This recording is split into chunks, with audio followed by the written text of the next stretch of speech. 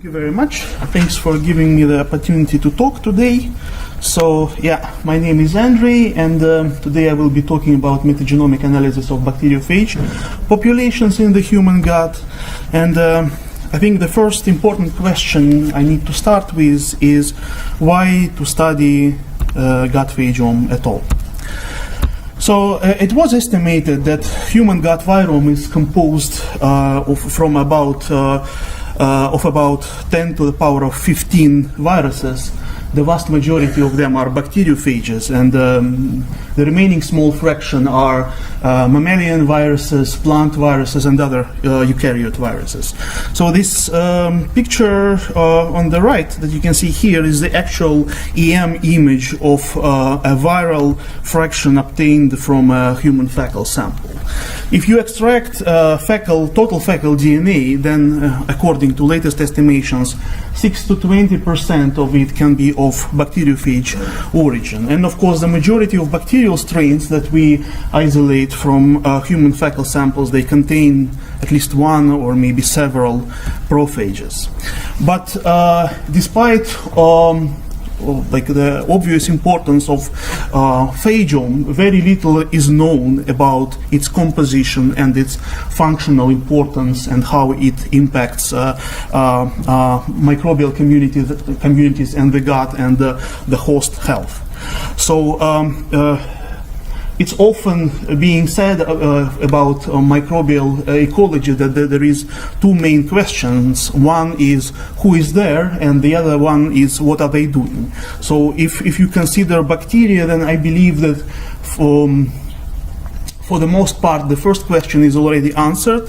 Who is there? We came from a situation in the early 2000s that we could only culture and identify about 30% of bacterial microbiota to a situation now when we can culture more than 95%, and we know what are they and what are we are trying to understand what are they doing. But with bacteriophages and other gut viruses, we are in the situation when we cannot even answer the first question, what are there? So one interesting observation that was published recently is evidence that sterile filtered fecal water is able to recapitulate the effect of fecal microbial transplantation. So there is a possibility that phage can be responsible for that. And of course, if that is true, then phage transplants are perfect alternatives to fecal microbial transplantation because they are very resistant to environmental damaging factors, they are easy to store, they don't need any anaerobic conditions. The other interesting aspect that I think we need to discuss is, can phages be used as biomarkers of bacterium composition in the human gut?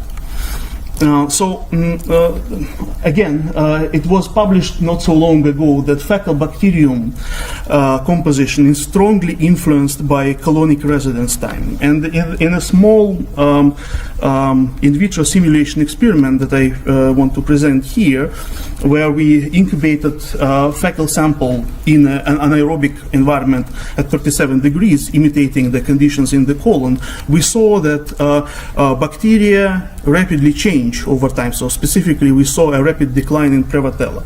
But the phage content, it stayed very stable over time. Another important thing to mention is that fecal phage composition is resistant to storage at room temperature and repeated freeze-thaw cycles as well. So taken together, this suggests that fecal phages can serve as robust biomarkers of composition of microbiota in various sections of human gastrointestinal tract. So the most powerful technology available at the moment to study gut phage consortia is targeted shotgun metagenomic sequencing of VLP fractions obtained from fecal samples. VLP stands for virus-like particles. So I just want to give a quick overview of this, of a typical workflow. So we start with isolation of VLPs from a fecal sample. We then purify viral nucleic acids from it. We perform library prep, do next generation sequencing using one of the available technologies, and then we do processing of reads and potentially also assembly of reads into contigs. So here is where the major bifurcation in the protocol can happen. So one way, the simplest way to deal with this data is just to align reads to closed reference database, as for example the viral part of the NCBI RefSeq database. But for the reasons I want to discuss on one of the next slides, it's not the ideal approach. So it's better to assemble reads into contigs and then to align reads back to these contigs. And no matter which approach we choose, we end up with a count matrix, which is essentially the same as an OTU table, based on which we can perform analysis of alpha and beta diversity, and then do statistical tests to identify drivers of diversity in the samples. The majority of the contigs that we will obtain in the assembly process, they will represent unknown viruses, as I mentioned already. So we need to try to assign some sort of a taxonomy to each of the contigs, maybe try to predict host, and definitely annotate them and perform analysis of specific genes of interest. So let me focus a little bit more.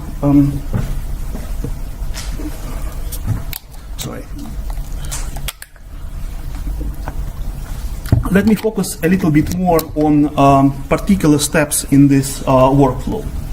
So our starting material is a fecal sample homogenated in the SM buffer, and it basically represents a complex mixture of dietary fibers, bacterial cells, viruses, free nucleic acids, proteins, and low molecular weight, like other polymers and low molecular weight compounds. So then we apply 2 rounds of low-speed centrifugation to get rid of the bulk of insoluble material, and filter sterilize the sample twice through 0.45 micrometer pore membrane filters.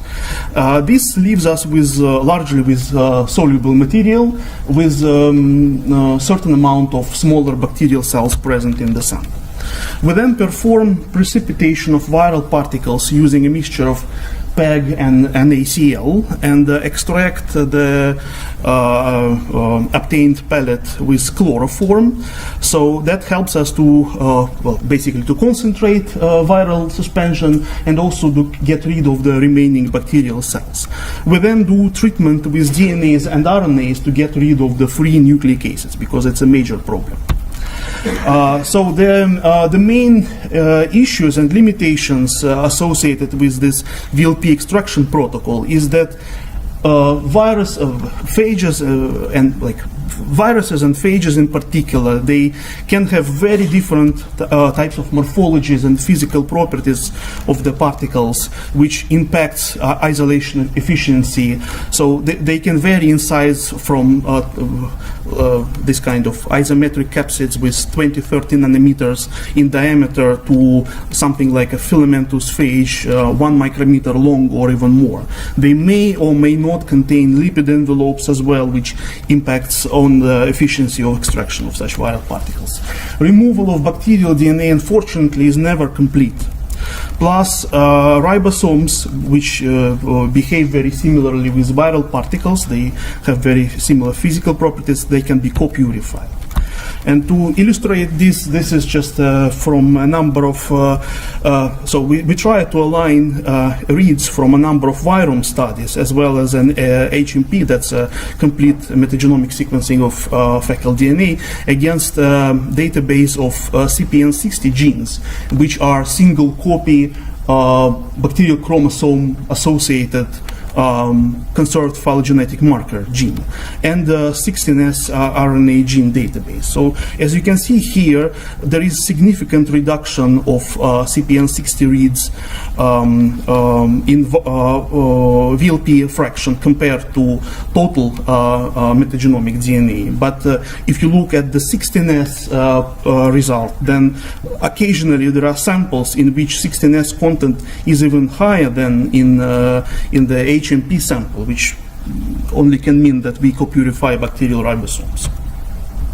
So after we obtain this VLP fraction, the next step would be to extract nucleic acids, and they can be of any type, basically double-stranded DNA, single-stranded DNA, single-stranded RNA, double-stranded RNA, circular, linear, all types of nucleic acids.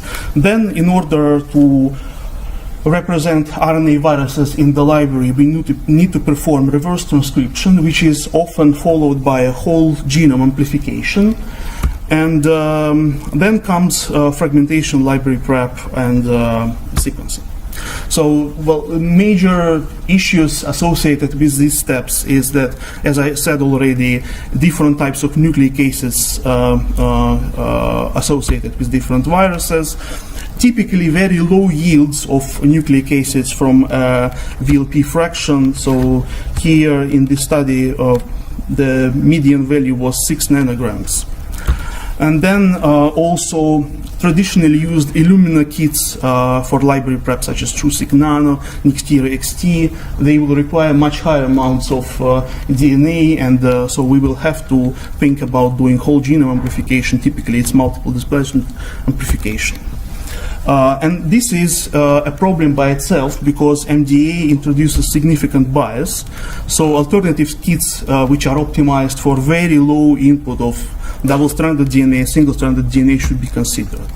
So if you look at this image here, just a comparison of a traditionally used TrueSeq kit after multiple displacement amplification. We have quite simplified viromes, and same samples sequenced using kit that became recently available. It's XL NGS from Swift Biosciences. The complexity of the samples is much higher.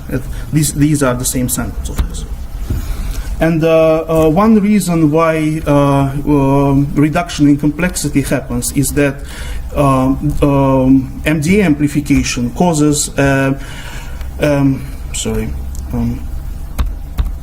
MDA amplification causes out of proportion expansion of microviridae family bacteriophages, which are light blue here, and that's because they are small genomes, single-stranded DNA, which is a perfect template for amplification using MDA.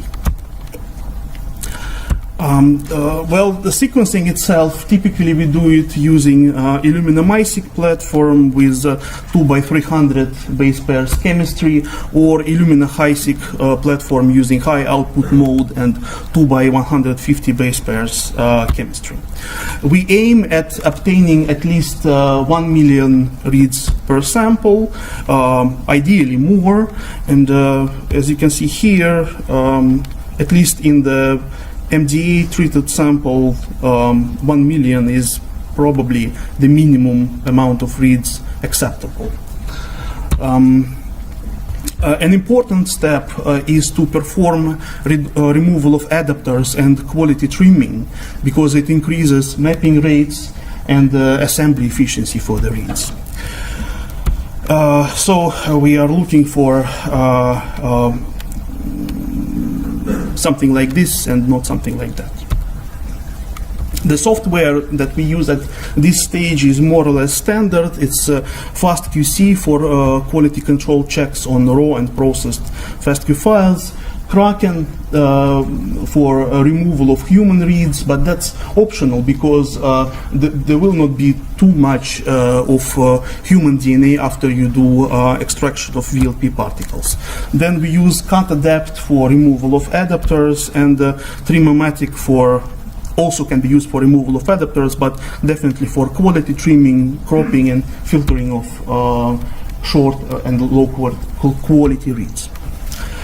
So why we use assembly and not closed reference database alignment? Well, first of all, just as I said already, bacteriophages are the most abundant biological entities on Earth, and they outnumber bacterial cells by a factor of 10. But despite of that, bacteriophages are underrepresented in sequence databases. So, as an example, in viral RefSeq, there is more than 100,000 bacterial genomes belonging to more than 13,000 species. At the same time, viruses, both bacteriophages and eukaryotic viruses, only 7,000 genomes of less than 5,000 species. So if we just try to map the reads to viral reference database, then it will allow us to identify less than 2% diversity in the sample. And just to illustrate this, this is a result of mapping of reads to a closed reference database. Red bars are mapped reads, and gray bars are unmapped reads. And there is probably quite a lot of red here, but that's because of a single very abundant bacteriophage called crossphage that was discovered not so long ago. So if not that phage, most of the sequencing space here will be gray. And this phenomenon in microbial ecology is called viral dark matter. So we don't know much about the majority of viruses and bacteriophages there. Assembly-based approach uses reads to build contigs against which the reads are aligned. Just an example of contigs that can be generated by assembling viral metagenomic reads. Here, these two are quite big, but of course there will be contigs of different sizes, different topologies, both circular and linear, and the majority of them, of course, will be quite short. And after aligning reads back to the contigs, we get the picture which looks something like this. So we can identify much more diversity in the sample by using assembly approach as opposed to using closed reference approach. But still it leaves us with a problem of viral dark matter, because for the majority of these contigs we wouldn't be able to know what they represent, like what taxonomic position they occupy or what hosts they infect, etc., etc. So just some practicalities about assembly of metagenomic viral reads. One important factor is that samples can be of variable level of complexity. We can see from 30 to 3,000 different viral types in the sample. So it's just illustrated on this image here. And relative abundance of viruses is highly uneven. These two factors will cause appearance of lots of fragmented genomes, because assemblers will tend to fragment genomes in case coverage is either too low or too high. And of course, strain level variations are very hard to capture, because by assembling reads we get something which is more like an average version of multiple viral strains present in the samples. So the best assemblers that performed best in our tests are Spadis, Metaspadis, and Megahit, and Velvet, Mira, Vicuna, Soapnova, and Abyss are not recommended. So I will probably jump to this slide, because I'm out of time. So a number of interesting pieces of software that were developed in our lab include the program called Demavir, which is very useful for assignment of taxonomy to viral contigs.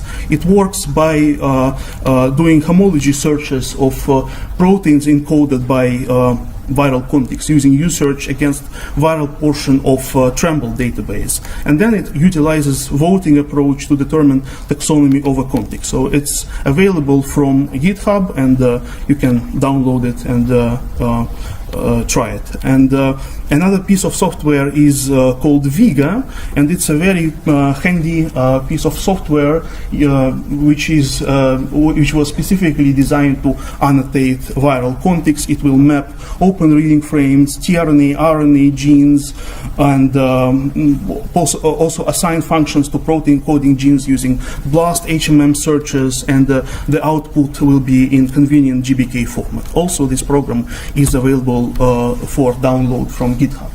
And I would like to acknowledge all members of our lab for their contribution, especially Fergal Ryan, Adam Clooney, Enrique Tortuero, and Thomas Sutton, our bioinformaticians.